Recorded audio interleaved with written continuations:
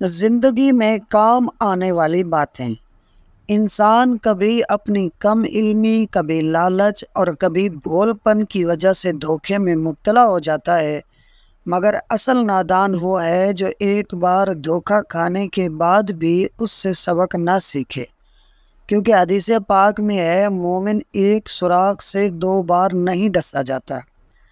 Property وغیرہ کی خریداری کے وقت اس کی ویریفیکیشن اور سرٹیفیکیشن کیجئے کہ وہ پیپر جعلی نہ ہوں، اور اس بارے میں کچھ اچھے لوگوں سے مشورہ بھی کر لیجئے، کیونکہ مشورہ کریں گے تو انشاءاللہ اس کا فائدہ ہوگا۔ کسی بزنس میں انویسٹ کرنے سے پہلے اس کے بارے میں شرعی رہنمائی ضرور حاصل کیجئے کہ بعض اوقات نفع کی صورت میں جو پیسہ آتا ہے وہ سود ہوتا ہے، لہٰذا اس سے بچنے کے لیے شرعی اصولوں کو پیش نظر رکھنا ہوگا، ورنہ سود کی نحوست سے اصل رقم بھی برباد ہو جائے گی۔ کسی سے لین دین کا معاملہ کرنا ہو تو ہر ایک بات پہلے سے لکھی ہونی چاہیے، تاکہ مرنے کے بعد ہمارے لیے آزمائش نہ ہو، کیونکہ اگر قبر میں کسی کا قرضہ لے کر گئے تو کیا بنے گا۔ جب کسی قریبی شخص سے بھی معاہدہ کرنا ہو تو اس وقت اجنبی بن کر معاہدہ کیجئے، اور پہلے ہی یہ طے کر لیجئے کہ کیا کرنا ہے اور کیا نہیں کرنا، کیونکہ آج اگر اپنائیت والا ماحول رکھیں گے تو کل جلد ہی اجنبی ہو جائیں گے، اور آج اجنبیت رکھیں گے تو کل آپ کی اپنائیت باقی رہے گی۔ والد صاحب کی باتوں کو نظر انداز مت کیجیے، کیونکہ ان کی عمر اور آپ کی عمر میں کافی فرق ہے۔ انہوں نے معاشرے کی کئی چوٹیں کھائی ہوئی ہیں، دنیا دیکھی ہوئی ہے۔ ممکن ہے ہر چیز کے بارے میں ان کا اپنا تجربہ نہ ہو، لیکن ہو سکتا ہے وہ اپنے ساتھ والے 4 آدمیوں کا تجربہ آپ کے ساتھ شیئر کر رہے ہوں، لہٰذا ہمیشہ بڑے بزرگوں کی باتوں کو اہمیت دینی چاہیے۔ کوئی کسی کو کما کر نہیں دیتا۔ اس کا مطلب یہ ہے کہ اگر کاروبار کو بڑھانا ہے تو اس میں چیک اینڈ بیلنس رکھنا ہوگا، اور ملازمین سے پوچھ گچھ بھی کرنی ہوگی کہ میرا کتنا پیسہ ہے اور کہاں کہاں رکھا ہوا ہے، تاکہ آپ نقصان سے بچ سکیں۔ چیک اینڈ بیلنس صرف کاروبار میں ہی نہیں، بلکہ کھانے پینے، اٹھنے بیٹھنے، اپنی فیملی، حتیٰ کہ اپنی ذات میں بھی رکھنا ضروری ہے۔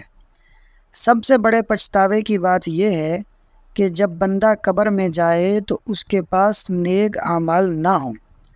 آپ پیسہ جہاں بھی انویسٹ کر لیں، ہر جگہ یہ شک ہے کہ واپس ملے گا یا نہیں۔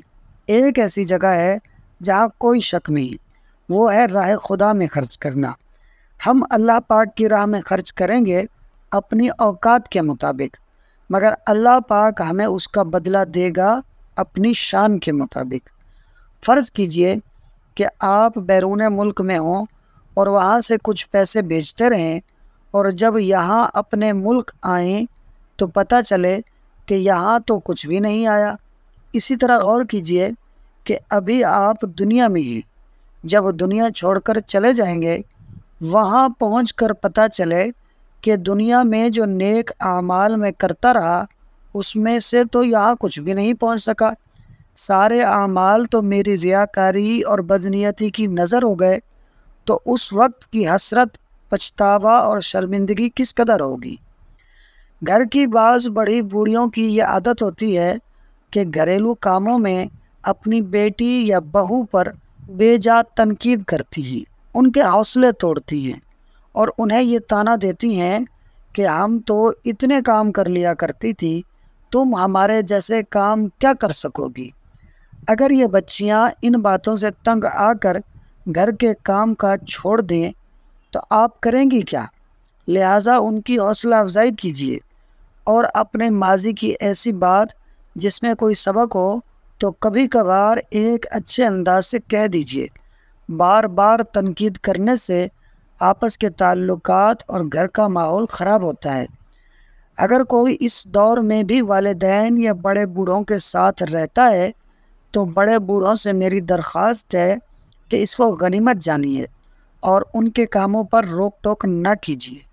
امیر اہل سنت حضرت علامہ مولانا محمد الیاس عطار قادری دامت برکاتہم العالیہ اس موقع پر یہ مثال دیتے ہیں کہ اگر وہ ناک سے بھی کھائیں تو یہ نہ کہیں کہ منہ سے کھاؤ، کیونکہ اب اتنی برداشت نہیں ہے، لہٰذا بڑوں کو چاہیے کہ شفقت و محبت سے بات کریں۔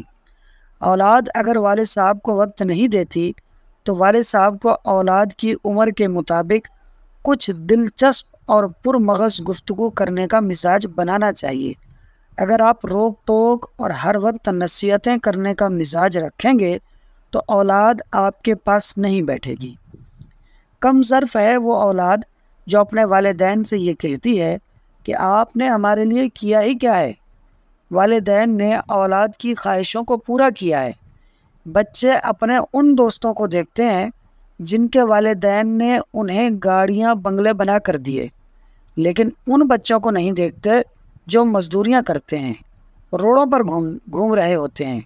لہٰذا والدین سے یہ کہنا کم علمی اور کم ظرفی ہے، اور اس میں والدین کی سخت دل آزاری ہے۔ جھوٹ ایک ایسی بری عادت ہے کہ جس کے بارے میں پتہ چل جائے کہ یہ جھوٹ بولتا ہے تو پھر اس پر کسی کا اعتماد قائم نہیں رہتا۔ جھوٹ بولنے سے گھر کا ماحول خراب ہوتا ہے، لہٰذا ہمیشہ سچ بولیں، کیونکہ سانچ کو آنچ نہیں۔ سچ بولنے میں بعض اوقات بندہ تنگ گلی میں داخل ہوتا ہے مگر آگے راستہ کشادہ ہوتا ہے، اور جھوٹ بولنے میں بظاہر کشادہ راستے میں داخل ہوتا ہے مگر آگے تنگ ہوتے ہوتے راستہ بند ہو جاتا ہے۔ ایک بار آپ کسی کے اعتماد کا شیشہ توڑ دیں تو وہ جڑ نہیں سکتا، جڑ بھی جائے تو دراڑ پھر بھی باقی رہتی ہے، یہ آپ کی پہچان بن جائے گی۔ آپ توبہ کر کے چاہے ولایت کی منزلیں طے کر لیں، لیکن لوگوں میں پھر وہ پوزیشن بہت مشکل سے بنتی ہے۔ اپنی عزت بچانے کے لیے دوسروں کی عزت کو داؤ پر لگانا بہت بری عادت ہے کہ آپ دوسروں کی بے عزتی میں اپنی عزت تلاش کر رہے ہیں۔ اولاد کو یہ سوچنا چاہیے کہ والد صاحب ہمارے بچپن میں ٹائم نکال کر ہم سے وہ باتیں کرتے تھے جس سے ہمارے چہرے پر مسکراہٹ آتی تھی، تو آج ہمیں بھی ان سے ایسی ہی باتیں کرنی چاہیے جن سے ان کے چہرے پر مسکراہٹ آ جائے۔ اللہ پاک ہمیں ان تمام باتوں پر عمل کرنے کی سعادت عطا فرمائے، آمین۔ دوستو، ویڈیو اچھی لگی ہو تو لائک اور شیئر کر دیں، اور مزید ایسی معلوماتی ویڈیوز کو دیکھنے کے لیے فاز سنو یوٹیوب چینل کو ضرور سبسکرائب کر لیں۔ شکریہ۔